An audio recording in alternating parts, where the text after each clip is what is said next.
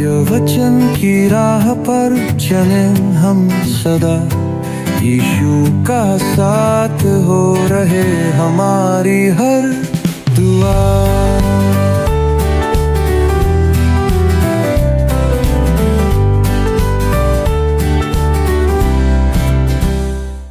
प्रिय दर्शकों, प्रभु यीशु मसीह के नाम में आपका क्रमबद्ध बाइबल अध्ययन कार्यक्रम सत्य वचन में हार्दिक स्वागत करते हूँ।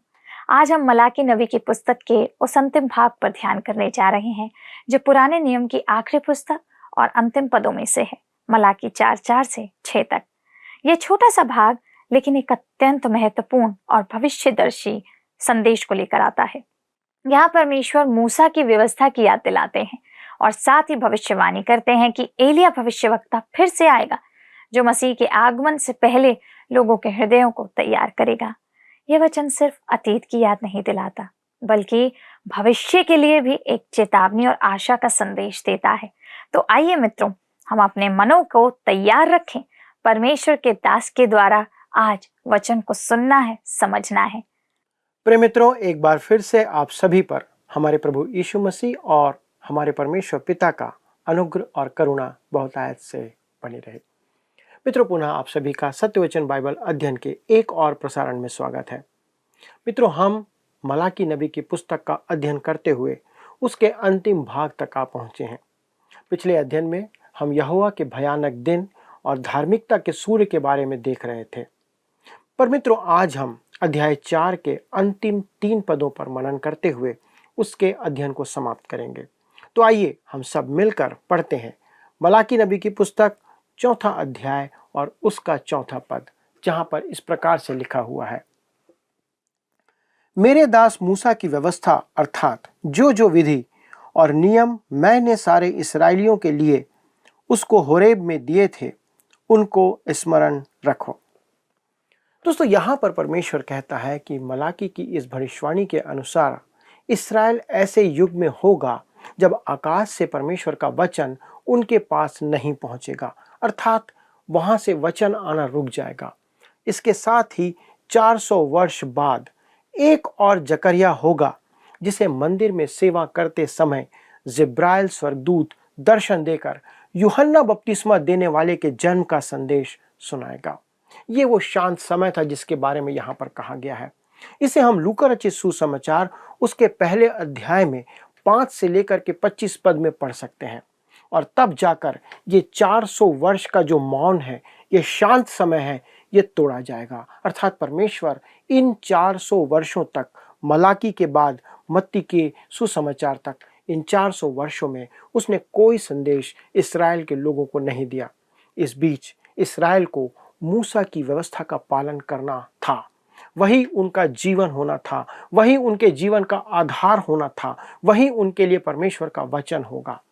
तब हम आगे बढ़ते हैं और मलाकी के 4थे अध्याय के पद 5 को पढ़ते हैं, जहां पर परमेश्वर का वचन कहता है, देखो, यहोवा के उस बड़े और भयानक दिन के आने से पहले मैं तुम्हारे पास एलिय्याह नबी को भेजूंगा।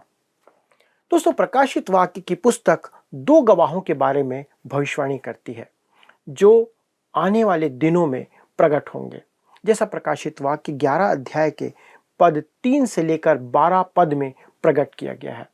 मैं दूसरे गवाह के बारे में निश्चित नहीं हूं, पर इस बात का मुझे पूरा यकीन है कि उनमें से एक एलिय्याह निश्चित तौर पर होगा। कई रूढ़िवादी यहूदी परिवारों में फसह पर्व मनाने के दौरान भोजन की मेज पर एक कुर्सी खाली छोड़ी जाती है आज भी, जो आने वाले उस गवाह अर्थात एलिय्याह के नाम से खाली रखी जाती है। मित्रों, जब यूहन्ना बपतिस्मा देने वाला प्रकट हुआ तब यहूदियों ने सोचा कि वह एलिय्याह है। वचन में दी गई संज्ञा के आधार पर यूहन्ना बपतिस्मा देने वाला एलिय्याह नहीं था। धर्मशास्त्र में उसके एलिय्याह होने का अस्पष्ट संकेत हमें मिलता है, परंतु वास्तव में वह नहीं था। यह एक महत्वपूर्ण बात है जिसे हमें याद रखना है। यदि प्रभु यीशु उस समय अपना राज्य स्थापित करता तो अति संभव था कि यूहन्ना बपतिस्मा देने वाला वह गवाह हो सकता था। यह इसलिए संभव नहीं हुआ क्योंकि प्रभु यीशु मसीह उस समय अपना राज्य स्थापित करने के लिए नहीं आया था। इस बात को भी हमें ध्यान रखना है, क्योंकि लिखा हुआ है, देखो, यहोवा के उस बड़े और भयानक दिन के आने से पहले मैं तुम्हारे पास एलिय्याह नबी को भेजूंगा। मित्रों, यूहन्ना बपतिस्मा देने वाला इस भविष्यवाणी की पूर्ति नहीं था, क्योंकि वह मसीह के आगमन की घोषणा कर रहा था। प्रभु यीशु मसीह के आने के बारे में संसार को एक उद्धारकर्ता का संदेश दे रहा था। यूहन्ना पहले अध्याय के 29 पद में यही कहता है। यूहन्ना बपतिस्मा देने वाला इस बात की घोषणा करते हुए कहता है, देखो यह परमेश्वर का मेमना है जो जगत के पाप उठा ले जाता है। प्रभु के महान और भयानक दिन के आने की घोषणा करने से यह अलग है, उससे भिन्न है। दोस्तों, अब हम आते हैं मलाकी के 4 अध्याय के अंतिम पद पर, अर्थात पुराने नियम का जो अंतिम पद है। आइए हम सब मिलकर उसे पढ़ते हैं। मलाकी 4 उसका 6 लिखा है, वह माता पिता के मन को उनके पुत्रों की ओर और पुत्रों के मन को उनके माता पिता की ओर फेरेगा, ऐसा ना हो कि मैं आकर पृथ्वी का सत्यानाश करूं। मित्रों, आप देख सकते हैं कि पुराने नियम का अंतिम पद एक शाप के रूप में दिया गया है। जब अदन की वाटिका में आदम और हवा ने परमेश्वर की आज्ञा नहीं मानी, तब उन पर शाप आया था। उस समय परमेश्वर ने कहा था कि भूमि तेरे कारण शापित हुई है, और वह उस शाप पर या वह शाप उस पर बना रहेगा। वह शाप पाप था और वह तब तक नहीं हटाया जा सकता था जब तक कि प्रभु यीशु मसीह इस पृथ्वी पर दोबारा ना आ जाए। ये परमेश्वर का वचन था और परमेश्वर ने यही कहा था। वह पाप आज भी मानव परिवारों में बना हुआ है। आपको अपने चारों ओर देखना होगा और यह शाप आपको सब तरफ दिखाई देगा। मित्रों, आज यदि आप किसी ऐसे स्थान पर हैं जहां दीमक या पेड़ पौधे, सब्जियां या वस्तुओं को नाश करने वाले कीड़े हैं, तो आप इस स्थिति को देखकर कह सकते हैं कि आप प्रभु राज या सहस्त्राब्दी में प्रवेश कर चुके हैं। पर मैं यह मानकर चलता हूं कि वर्तमान परिस्थितियों को देखकर हम अनुमान लगा सकते हैं कि पाप का शाप आज भी पृथ्वी पर है, मानव समाज पर बना हुआ है। पुराने नियम का इस प्रकार से समापन बहुत ही दुखद है जो यहाँ पर दिया गया है, पर हम इस बात की अपेक्षा कर सकते हैं। दोस्तों, इस प्रकार मैं सोचता हूं कि हमारा विशेष ध्यान इस अध्याय के पद 2 पर होना चाहिए, जैसा हमने पढ़ा था। परंतु तुम्हारे लिए जो मेरे नाम का भय मानते हो, धर्म का सूर्य उदय होगा और उसकी किरणों के द्वारा तुम चंगे हो जाओगे और तुम निकलकर पाले हुए बछड़ों के समान कूदोगे और फांदोगे। दोस्तों, पुराने नियम का समापन केवल एक शाप के साथ नहीं होता है। यद्यपि सूर्य डूब चुका है और संसार में अंधकार व्याप्त है, परंतु पुराना नियम एक महान आशा के साथ भी समाप्त होता है कि एक नया दिन आने वाला है, निकलने वाला है। आज हम पाप के अंधकार में जीवन जी रहे हैं। ऐसा प्रतीत होता है कि हम सबसे अंधकारमय समय में आज जीवन जी रहे हैं। पर धीरज रखें मित्रों, एक दिन आने वाला है जब धार्मिकता का सूर्य उदय होगा। आत्मिकता की ज्योति इस संसार में प्रकट होगी। धार्मिकता का सूर्य कोई और नहीं, कुछ और नहीं, हमारा प्रभु यीशु मसीह है। दोस्तों, मैं आपका ध्यान एक अत्यधिक महत्वपूर्ण और गंभीर बात की ओर आकर्षित करना चाहता हूं। मित्रों, पुराने नियम में मसीह यीशु को धर्म का सूर्य कहा गया है, परंतु नए नियम में वह सर्वथा भिन्न रूप में प्रकट किया गया है। भोर का चमकता हुआ तारा, जैसा प्रकाशित वाक्य की पुस्तक 22 अध्याय के पद 16 में लिखा है। कहता है, मुझ यीशु ने अपने स्वर्गदूत को इसलिए भेजा कि तुम्हारे आगे कलीसियाओं के विषय में इन बातों की गवाही दे। मैं दाऊद का मूल और वंश और भोर का चमकता हुआ तारा हूं। दोस्तों, प्रकाशित वाक्य की पुस्तक इससे समाप्त होती है, या इस वाक्य के साथ समाप्त होती है, इस उद्देश्य के साथ समाप्त होती है कि दाऊद का मूल और वंश। दाऊद का मूल और वंश का अर्थ है कि वह राजा है जो पृथ्वी पर राज्य करने आने वाला है, पर इसके साथ वह कुछ और भी है। वो भोर का चमकता हुआ तारा भी है। प्रसंगवश यह एक नई बात है जो यहाँ पर प्रकट की गई है। मेरे प्रियो, यह बड़ी ही रोचक बात है कि मनुष्य आकाश के प्रति सदैव आकर्षित रहा है। मित्रों, खगोल शास्त्र या एस्ट्रोलॉजी मनुष्य की जानकारी में सबसे पुराना विज्ञान है, परंतु इसका मूल वास्तव में कल्पनाओं, अंधविश्वास और रहस्यों से जुड़ा रहा है। जैसा कि हम जानते हैं, खगोल विज्ञान की उत्पत्ति वास्तव में ज्योतिष शास्त्र से हुई है, जो अंधविश्वास से भरा हुआ है। आप कहेंगे, पहले तो मनुष्य अज्ञानी था, परंतु आज विज्ञान ने बहुत उन्नति और तरक्की कर ली है। पर क्या यह सच है दोस्तों? आज जितने लोग राशिफल और तंत्र मंत्र में विश्वास करते हैं, उतने लोग बाइबल नहीं पढ़ते हैं। आज हम संसार में शैतान की उपासना, उसकी आराधना का बढ़ता हुआ प्रभाव देख सकते हैं। मित्रों, कुछ वर्ष पूर्व के सर्वेक्षण से पता चला था कि केवल 3% लोग शैतान के अस्तित्व को मानते थे, परंतु आज 37 से 48% लोगों का मानना है कि शैतान है, उसका अस्तित्व है। जिनमें से कुछ लोगों का यह विश्वास है या वे विश्वास नहीं करते कि परमेश्वर का भी अस्तित्व है। कहने का मतलब ये है कि आज लोग शैतान के अस्तित्व में तो विश्वास करते हैं, परंतु परमेश्वर के अस्तित्व को नकार रहे हैं। एक ऐसा परमेश्वर जिसके समक्ष उन्हें एक दिन लेखा देना है, परंतु वे कम से कम आज शैतान को तो मान रहे हैं। आज मनुष्य आकाशीय पिंडों का अध्ययन कर रहा है। जितने भी खगोल शास्त्र के अंदर लोग इस पर अध्ययन कर रहे हैं। पहले आकाश की सुंदरता के प्रति जिज्ञासा और आकर्षण के कारण इन्हें नंगी आंखों से देखा जाता था। उस समय दूरबीन नहीं थी। दूरबीन के आविष्कार से आकाश का अध्ययन और अधिक सहज और सुगम होता चला गया। परंतु धर्मशास्त्र लगातार मनुष्यों को आकाश की ओर देखने की प्रेरणा देता रहा है। भजन संहिता में भजनकार कहता है, भजन संहिता 8 उसके 3 और 4 पद में कहता है, जब मैं आकाश को जो तेरे हाथों का कार्य है और चंद्रमा और तारेगण को जो तूने नियुक्त किए हैं देखता हूं, तो फिर मनुष्य क्या है कि तू उसका स्मरण रखे और आदमी क्या है कि तू उसकी सुधि ले। दोस्तों, इसका उत्तर है कि मनुष्य आकाश को निहारता है और परमेश्वर की स्तुति करता है, उसका महिमान वहन करता है। भजनकार भजन 19 के पहले पद में कहता है, आकाश परमेश्वर की महिमा का वर्णन कर रहा है और आकाश मंडल उसकी हस्तकला को प्रकट कर रहा है। उत्पत्ति 15 अध्याय के पद 5 में परमेश्वर ने अब्राहम से कहा था, आकाश की ओर दृष्टि करके तारागण को गिन, क्या तू उनको गिन सकता है? फिर उसने उससे कहा, तेरा वंश ऐसा ही होगा। मित्रों, मलाकी की पुस्तक के साथ पुराना नियम समाप्त होता है और परमेश्वर मनुष्य को आदेश देता है कि वह आकाश पर दृष्टि डाले और आकाश को निहारे। मलाकी की पुस्तक का अंत एक चौंकाने वाले वाक्य के साथ होता है, एक सच्चाई के साथ होता है, ऐसा ना हो कि मैं आकर पृथ्वी का सत्यानाश करूं। और मानव इतिहास के समाप्त होने से पूर्व ही पर्दा गिर जाता है। ये वचन यहाँ पर परमेश्वर समाप्त कर देता है। मनुष्य पर अंधकार छा जाता है, पर अब भी खेल समाप्त नहीं हुआ है। ये कहानी अभी आगे बढ़ने वाली है, परंतु रात और दिन मनुष्य अपने जीवन में उलझा रहता है। मेरे प्रियो, संसार में अच्छे और बुरे दोनों प्रकार के लोग हैं, परंतु अभी तक अच्छाई की विजय नहीं हुई है। परमेश्वर क्या कहता है? वो कहता है, आकाश को निहारो, चूकना नहीं। आकाश को देखना हमारे लिए महत्वपूर्ण है। परमेश्वर क्यों कहता है ऐसा? क्यों? परंतु तुम्हारे लिए जो मेरे नाम का भय मानते हो, धर्म का सूर्य उदय होगा और उसकी किरणों के द्वारा तुम चंगे हो जाओगे और तुम निकलकर पाले हुए बछड़ों के समान कूदोगे और फांदोगे। दोस्तों, यह सूर्योदय की प्रतिज्ञा है जो हमें की गई है।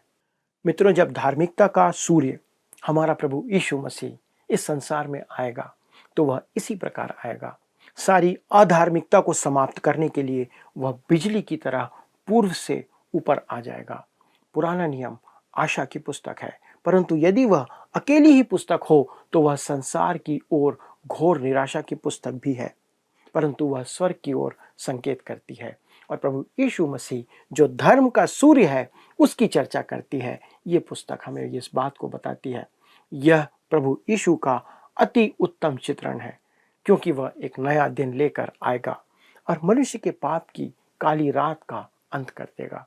मित्रों, यहोवा का दिन, हमारे परमेश्वर प्रभु यीशु मसीह का दिन आने वाला है और उसका राज्य इस पृथ्वी पर स्थापित किया जाएगा।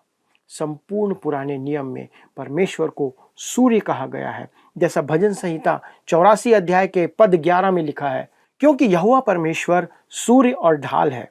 यहोवा अनुग्रह करेगा और महिमा देगा, और जो लोग खरी चाल चलते हैं उनसे वह कोई अच्छी वस्तु रखना छोड़ेगा। इसी बात को यशायाह 60 अध्याय के पद 19 में हम पढ़ सकते हैं। लिखा है, फिर दिन को सूर्य तेरा उजियाला ना होगा, न चांदनी के लिए चंद्रमा, परंतु यहोवा तेरे लिए सदा का उजियाला और तेरा परमेश्वर तेरी शोभा ठहरेगा। मित्रों, पुराने नियम में हमें प्रभु यीशु मसीह की कितनी अद्भुत तस्वीर यहाँ पर दिखाई गई है। दूसरी तरफ नया नियम, उसका एहसास है, प्रभु यीशु मसीह का एहसास है, प्रभु यीशु मसीह का प्रगटीकरण है, जो थोड़ी अलग आशा के साथ समाप्त होता है। एक पद के द्वारा मैं आपको यह समझाना चाहता हूँ। प्रकाशित वाक्य 22 के पद 16 में प्रभु यीशु मसीह कहते हैं, मुझ यीशु ने अपने स्वर्गदूत को इसलिए भेजा कि तुम्हारे आगे कलीसियाओं के विषय में इन बातों की गवाही दे। मैं दाऊद का मूल और वंश और भोर का चमकता हुआ तारा हूँ। दोस्तों, प्रभु यीशु मसीह न केवल हमारी धार्मिकता का सूर्य है, परंतु वह दाऊद का मूल और भोर का चमकता हुआ तारा भी है। यह बहुत ही रोचक बात है कि नए नियम का आरंभ धर्म के सूर्य के साथ नहीं होता है। मित्रों, जैसा कि आप जानते हैं, नए नियम का सबसे पहला आम संदेश व्यक्तिगत तौर पर जकरिया याजक को दिया गया जब वह मंदिर में सेवा कर रहा था। तब उसके साथ ही एक अग्रदूत के आने की प्रतिज्ञा भी उसे दी गई, जो यूहन्ना बपतिस्मा देने वाला था। पर वह किसका अग्रदूत था? प्रश्न आता है। हम कह सकते हैं आने वाले मसीह का, जिसका जन्म मरियम की कोख से होना था। ज्योतिषी किसे खोजते हुए यरूशलेम आए थे? मत्ती 2 के 2 में लिखा हुआ है, यहूदियों का राजा जिसका जन्म हुआ है कहाँ है, क्योंकि हमने पूर्व में उसका तारा देखा है और उसको प्रणाम करने आए हैं। मित्रों, यह एक रोचक तथ्य है कि वह पूर्व का तारा नहीं है। पूर्व के ज्योतिषियों ने तारा देखा जो पश्चिम दिशा में था और वे उसका पीछा करते हुए आए। क्या यह रोचक तथ्य नहीं है कि सूर्योदय पूर्व दिशा से होता है पर तारा पश्चिम दिशा में निकला था? उन ज्योतिषियों ने आने वाले मसीह के जन्म को तारे से कैसे जोड़ा होगा, कैसे उन्होंने जाना होगा? दोस्तों, सदियों पहले गिनती की पुस्तक में अन्य जाति भविष्यवक्ता बिलाम ने मोआब के पूर्वी क्षेत्र में यह भविष्यवाणी की थी, जो हमको गिनती की पुस्तक 24 अध्याय के पद 17 में मिलता है। लिखा हुआ है, मैं उसको देखूंगा तो सही परंतु अभी नहीं, मैं उसको निहारूंगा तो सही परंतु समीप हो के नहीं। याकूब से एक तारा उदय होगा और इस्राएल में से एक राजदंड उठेगा जो मोआब की सीमाओं को चूर कर देगा और सब दंगा करने वालों को गिरा देगा। मेरे प्रियो, तारा राजदंड से सदैव ही अलग रखा गया है। तारा सूर्य से भी अलग रखा गया है। तारा मसीह के अपने कलीसिया को संसार से उठा ले जाने के लिए आने का चिन्ह है और सूर्य उसके अपने राज्य को स्थापित करने के लिए पृथ्वी पर दूसरी बार आने का चिन्ह है। प्रेरितों के काम पहले अध्याय के पद 11 में प्रभु यीशु मसीह के स्वर्गारोहण पर उसके शिष्यों को कहा गया था, हे गलीली पुरुषों, तुम क्यों खड़े आकाश की ओर देख रहे हो? यही यीशु जो तुम्हारे पास से स्वर्ग पर उठा लिया गया है, जिस रीति से तुमने उसे स्वर्ग को जाते देखा है, उसी रीति से वह फिर आएगा। जकरिया 14 अध्याय के पद 4 में हमें बताया गया है कि उस दिन वह जैतून के पर्वत पर अपना पांव रखेगा। इस प्रकार हम देख सकते हैं कि तारा सबसे पहले उसकी कलीसिया को संसार से उठा ले जाने का चिन्ह है, आपको और मुझको। पर उस समय वह पृथ्वी पर नहीं आएगा। प्रभु यीशु मसीह जब कलीसिया को उठाएगा तब वो बादलों पर रहेगा। जब वह पहली बार पृथ्वी पर आया था तब उसका पूरा कार्य तारे में ही समाहित था, ना कि धार्मिकता के सूर्य के रूप में। उस समय प्रमुखता उसके जन्म पर नहीं परंतु उसकी मृत्यु पर थी। वो हमारे लिए महत्वपूर्ण था, प्रभु यीशु मसीह की मृत्यु। यह भी रोचक है कि उसने कभी अपने जन्म को स्मरण रखने के लिए हमें नहीं कहा, पर अपनी मृत्यु को याद रखने के लिए हमें कहा है। जब उसने फसह के पर्व के स्थान पर प्रभु भोज की स्थापना की, तब लुप्त होते हुए उस प्रभु भोज के तत्वों को लेकर उसने कहा था, लूका 22:19 पद में लिखा हुआ है, मेरे स्मरण में यह किया करो। दोस्तों, उसकी मृत्यु तथा उसका जन्म दोनों उस तारे में समाहित है और वह तारा न केवल यह प्रकट करता है कि उसका जन्म कहाँ हुआ था, परंतु यह भी कि वह क्यों मारा गया। तारा प्रकट करता है कि वह कौन है और क्यों संसार में आया था। इब्रानी 10 उसके पद 7 में लिखा है, तब मैंने कहा, देख मैं आ गया हूँ। पवित्र शास्त्र में मेरे विषय में लिखा हुआ है, ताकि हे परमेश्वर तेरी इच्छा पूरी करो। मित्रों, वह तारा न केवल उसकी चरनी को प्रकट करता है पर उसके क्रूस को भी। तारा यह भी प्रकट करता है कि वह मेरे पापों को उस क्रूस पर उठाने के लिए आया था। इतिहास में अब तक 2 विश्व युद्ध हुए हैं। लोगों का विचार था कि इसके द्वारा प्रजातंत्र को बचाया जा सकता है और बचाया जाएगा, पर उसके बाद भी आधे से अधिक संसार तानाशाही के अंदर आज बना हुआ है। युद्ध जीतकर हम वास्तव में विजय से हाथ धो बैठे हैं। पाप के विरुद्ध युद्ध करने में प्रभु यीशु मसीह ने अपनी जान गंवा दी, परंतु उसने मनुष्य को जीवन दिया, मनुष्य को पाप से मुक्त कराया और मृत्यु और कब्र पर विजय प्राप्त की। पहला कुरिन्थियों अध्याय 15 के पद 55 में लिखा हुआ है, हे मृत्यु तेरी जय कहाँ रही, हे मृत्यु तेरा डंक कहाँ रहा। जी हाँ, हमारा भविष्य सितारों में नहीं है मित्रों, हमारा भविष्य उन तारों में केंद्रित नहीं है। आपका भविष्य तारों पर केंद्रित नहीं है और ना ही आपके वर्तमान में। यदि वर्तमान में मदद चाहते हैं तो आपको एक काम करना होगा, आपको प्रभु यीशु मसीह के लिए विजयी जीवन जीना होगा। जैसा उसने यूहन्ना 16 अध्याय के पद 33 में कहा था, मैंने ये बातें तुमसे इसलिए कही कि तुम्हें मुझ में शांति मिले। संसार में तुम्हें क्लेश होगा, परंतु ढाढ़स बांधो, मैंने संसार को जीत लिया है। क्या आप हारे हुए हैं? क्या आप निराश हैं? मेरे मित्रों, तारों से आपको कोई सहायता नहीं मिलेगी। यदि आप आज उन पर भरोसा कर रहे हैं तो आप धोखा खा सकते हैं। अगर आप ऐसा मानते हैं तो आप संसार में एक बुत परस्त और एक विधर्मी के अलावा कुछ और नहीं है। आज ही यीशु की ओर देखें। यह कोई जादुई नुस्खा नहीं है, यह भाग्य का खेल नहीं है, यह कोई संयोग नहीं है, यह भाग्यवाद नहीं है, यह अंधविश्वास नहीं है। अगर आप जीवन से हार चुके हैं, अगर आप किसी बुरी आदत या व्यसन से ग्रस्त हैं, जैसे शराब, बेईमानी, गुस्सा, क्रोध, सेक्स, भौतिकवाद, या फिर अगर आप आध्यात्मिक चीजों के प्रति उदासीन हो चुके हैं अपने जीवन में, तो मैं आपसे कहना चाहूँगा, आपके लिए एक ही समाधान है। अगर आपके पास भविष्य के लिए कोई आशा नहीं है तो आप अतीत में 2000 साल पहले घटी एक ऐतिहासिक घटना पर नज़र डाल सकते हैं, जब आपका मसीह, मेरा मसीह, हम सब का मसीह आपके और मेरे लिए क्रूस पर मारा गया। आप उस पर अपने उद्धारकर्ता के रूप में आज भरोसा कर सकते हैं। आप सूर्योदय की ओर अपना मुंह मोड़ सकते हैं, क्योंकि वह चमकता हुआ और भोर का तारा किसी दिन प्रकट होने वाला है। वो समय आएगा जब वो एक दिन इस संसार में प्रकट होगा। मित्रों, हम उस भोर के चमकते हुए तारे के प्रकट होने की प्रतीक्षा कर रहे हैं। मैं कर रहा हूं। क्या आप कर रहे हैं? मसीह आज कलीसिया के लिए भोर का चमकता हुआ तारा है। दूसरा पत्रस 1 का 19 पद में लिखा है, हमारे पास जो भविष्यवाणी का वचन है वह इस घटना से दृढ़ है, और तुम यह अच्छा करते हो जो यह समझकर उस पर ध्यान करते हो कि वह एक दिया है जो अंधियारे स्थान में उस समय तक प्रकाश देता रहता है जब तक कि पौ ना फटे और भोर का तारा तुम्हारे हृदयों में ना चमक उठे।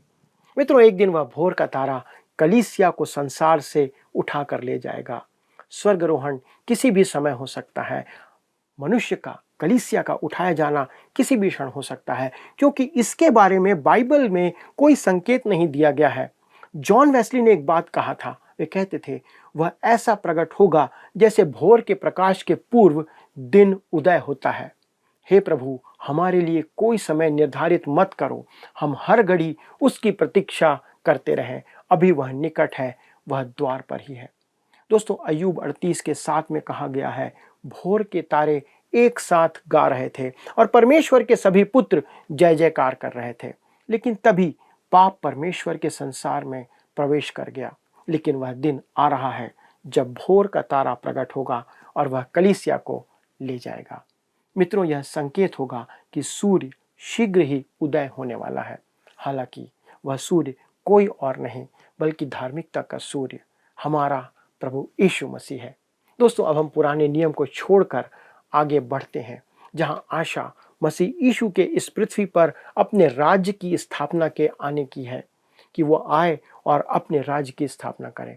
लेकिन नए नियम में हमें उन बुद्धिमान मनुष्यों, उन ज्योतिषियों के समान होना चाहिए जो उस तारे की खोज में अपने घरों से निकल पड़े।